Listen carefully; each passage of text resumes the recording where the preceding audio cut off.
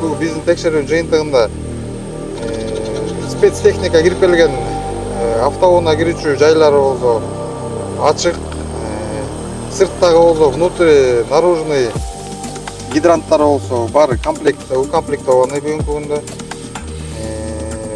Үйдүн подъездтерин болсо крандар укомплектованы.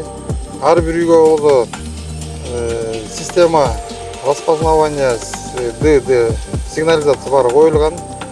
Бүгүнкү күндө өзүңөр көргөндөй стройка жүрүп атат. Стройка жүрүп аткан талабында өрт көзөмөлдөө боюнча коопсуздук сакталган деп эсептейбиз. Өзүңөр көргөндөй Кыргыз Республикасынын өзгөчө кырдаалдар министрлигине караштуу өрт коопсуздугун көзөмөлдөө боюнча директору баш болуп текшерүү жүргүзүүдө жыйынтыгында мамлекеттик ипотекалык үйлөрдүн бүгүнкү күндө өрт коопсуздугунун талаптарына жооп берет.